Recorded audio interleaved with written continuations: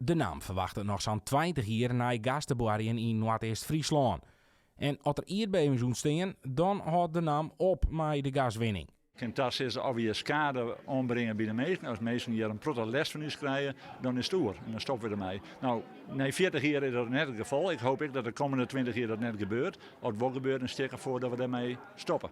De joen in het MFA van IM gaat vooral over bijendelgong en wat voor effecten dat had op de wettersystemen. De NAM en het steedstaffersjoch op de mijnen joegen uitles over onderzoeken die het uitvierd worden om de bijendelgong in de gaten te houden. Voor agrariërs kan diezelfde bijendelgong wel eens vierstrekkende gevolgen hebben. Zo verwacht het heer Ierdema uit Lusses. Die problemen die komen er, want dat wij inderdaad dat terugzetten. Dus dat we jongens dan varieert die bodemdaling. Maar wat meer gas wat er wordt, wat groter dat het probleem werken. Dan krijg je die probleem. Dan houdt het in dat de bereidingsmogelijkheden echt volle minder binnen. Dat houdt uiteindelijk in dat wij geen normaal gewende opbrengst meer krijgen.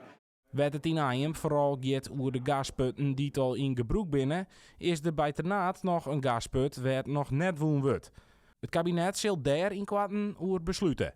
Het had tas zijn dat ze dat in eind juni zouden doen, maar ik moet eerlijk wezen, dat gaat al een paar keer tas zijn. We zullen het afwachten, maar dit wil erop hopen dat we in de simmer weten waar we van tab binnen en dat we dan weer vooruit kunnen. En het gaat of wel net terug en dan moeten we zien wat we doen, of het gaat wel terug en dan zullen we dat op een nette manier doen en dan willen we Noord als Friesland mee helpen. En nogmaals, als Ternaat op wie ongelijk gaat en daar komt het gedoog van, dan sluiten we het in en dan beëindigen we dat.